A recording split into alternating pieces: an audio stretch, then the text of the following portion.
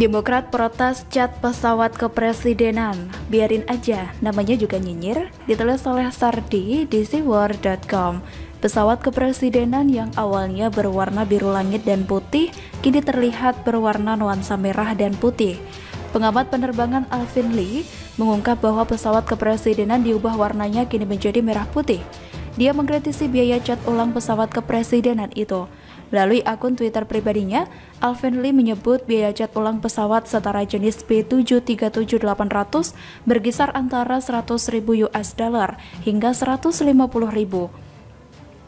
Nilai itu setara dengan 1,4 miliar rupiah sampai dengan 2,1 miliar rupiah. Hari ini masih aja foya-foya ubah warna pesawat kepresidenan, kata Alvin Lee. Kalau saya lihat sekilas, mungkin perubahan warna ke merah dan putih untuk menguatkan identitas bangsa dengan warna merah putih yang merupakan warna bendera. Pihak Istana Kepresidenan memberikan penjelasan dan membenarkan telah melakukan pengecatan ulang pada pesawat Kepresidenan 1 dan pesawat BBJ-2. Kepala Staf Kepresidenan Heru Budi Hartono mengatakan, pengecatan pesawat BBJ-2 telah direncanakan sejak tahun 2019 terkait dengan perayaan HUT ke-75 kemerdekaan Republik Indonesia di tahun 2020. Adapun proses pengecatan sendiri adalah pekerjaan satu paket dengan heli Super Puma dan pesawat RJ. Namun pada tahun 2019 pesawat BBJ-2 belum memasuki jadwal perawatan rutin sehingga yang dilaksanakan pengecatan terlebih dahulu untuk heli Super Puma dan pesawat RJ, kata dia. Perawatan rutin pesawat BBJ-2 jatuh pada tahun 2021, merupakan perawatan cek C sesuai rekomendasi pabrik, sehingga tahun 2021 Istana Kepresidenan melakukan perawatan dan pengecatan warna putih sesuai rencana sebelumnya. Maka tahun ini dilaksanakan perawatan sekaligus pengecatan yang bernuansa merah putih sebagaimana telah direncanakan sebelumnya. Waktunya pun lebih efisien karena dilakukan bersama dengan proses perawatan, katanya. Jadi sudah clear ya, penjelasan dari pemerintah sudah direncanakan sebelum dan satu paket dengan pesawat lainnya. Dan Demokrat kembali tampil terdepan dalam nyinyir soal ini. Andi Arief protes setelah pesawat kepresidenan dicat ulang. Andi Arief menyebutkan alasan pesawat kepresidenan dicat biru. Andi Arief lantas mengungkit judul lagu yang dipopulerkan oleh Ariel Noah. Sekarang pesawat kepresidenan berwarna merah. Entah maksudnya apa, bisa warna bendera, bisa juga corona. Dulu biru. Desain dan warna karya seorang mayor desainer di TNI AU. Dominasi biru langit adalah upaya meningkatkan keamanan penerbangan sebagai warna kamuflase saat terbang, kata Andi Arief. Kalau saya lihat, Andi Arief ini tidak rela. Mungkin ada maksud lain. Mungkin saja dia tidak mau warna biru dihilangkan karena itu identik dengan era SBY. Kalau diganti warnanya kan jadi hilang deh keidentikan itu. Atau bisa jadi biru itu kan agak mirip dengan warna Partai Demokrat ya. Jadinya Andi Arief agak sensitif dan protes soal itu. Kalau soal alasan safety dan kamuflase menurut saya ini tidak masuk akal. Mohon ralat kalau logika saya salah, karena ini terkait penerbangan. Apakah warna pesawat biru dan putih yang katanya bisa jadi kayak bunglon menyatu dengan awan dan langit akan aman? Agak aneh sih, kenapa tidak sekalian cat dengan motif awan? Lagi pula, kalau sudah di udara, memantau pesawat lain cukup dengan radar. Apakah ada pilot pesawat lain yang memelototi pesawat lain hanya lewat kaca depan? Radar itu kuncinya, dan tidak mengenal beda warna.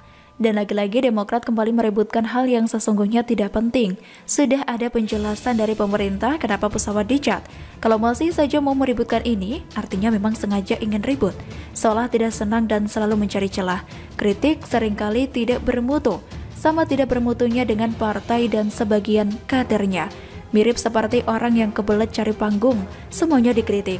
Udah itu kritiknya gak masuk akal pula. Jangan-jangan dia pikir ini masih zaman dulu. Zaman now mah kamuflase begitu sudah kuno dan basi. Saat ini zamannya digital dan terkomputerisasi. Semua radar untuk deteksi pesawat sudah super canggih. Mau dicat kayak apapun, ia bakal terdeteksi kecuali pesawatnya dilengkapi teknologi siluman anti radar. Bagaimana menurut Anda? Ulah kampungan politisi, pakai momen emas sebagai ajang pansos dan pencitraan belaka. Ditulis oleh Widodo SP di cwar.com. Menggelikan, itulah kesan pertama saya begitu melihat parade ucapan atas keberhasilan Greysia Poli. dan Apriani Rahayu meraih medali emas Olimpiade Tokyo 2020 kemarin di tanggal 2 Agustus 2021, terutama yang dilakukan oleh para elit partai politik di antaranya PAN, PKS, dan Partai Demokrat. Yang menggelikan lagi adalah munculnya dua ikon Partai Demokrat. Siapa lagi kalau bukan AHY dan Ibas, dua anak Bebo SBY. Kenapa nggak sekalian mengajak ayah dan jajaran pengurus partai kalian, kan lebih seru tuh. Jangan ding. Muncul sosok AHY dan Ibas dengan ukuran foto sendiri yang lebih besar daripada ukuran foto duet pemenang medali emas itu saja sudah cukup menggambarkan betapa tidak tahu dirinya mereka, seperti ulah politikus lain yang sama persis karena memanfaatkan momen emas sebagai ajang pencitraan kampungan semacam itu. Betul kan saudara-saudara? Ya, jelas kampungan tindakan semacam ini, karena terkesan tidak tulus dalam memberi ucapan selamat atas perjuangan anak bangsa yang tidak semudah editing foto. Mungkin dengan aplikasi tertentu, lalu tinggal pasang di media sosial, tak lupa logo dan nama partai, jangan sampai ketinggalan. Istilah zaman sekarang, pansos alias panjat sosial. Nggak sepenuhnya salah sih, apalagi sampai berdosa dan terancam masuk neraka jahanam. Tapi ya itu tadi, nggak tahu diri aja sih. Masih mending jika sebelum atlet kita tanding, mereka dukung dana untuk latihan, membiayai keberangkatan, atau setidaknya ngasih uang saku beberapa juta rupiah dari kocek pribadi mereka. Namun, saya yakin kok nggak akan terfikir bagi para pansos momen emas itu untuk melakukannya. Betul tidak? Ulah mereka mirip Gubernur DKI Jakarta yang seolah kerjaannya hanya menanti momen yang bagus untuk pencitraan politiknya. Misal terkait COVID, begitu ada momen yang bagus tampillah dia dengan tatanan kata yang dibuat sebagus mungkin.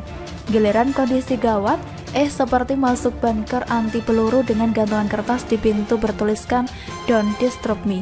Bagaimana dengan Presiden Joko Widodo yang tak hanya ucapan selamat lewat medsos resmi beliau, tetapi juga mengunggah percakapan via video call dengan sang juara ganda putra tersebut. Kalau Jokowi wajar lah, karena beliau Presiden Republik Indonesia yang pastinya berperan aktif dalam memberi dukungan sejak awal, bahkan memastikan soal bonus yang akan diterima oleh atlet Indonesia setiap kali berlaga di pentas olahraga internasional. Lah kalau AHY, Ibas, juga kader Parpol PAN dan PKS, apa sumbangsih mereka selama ini?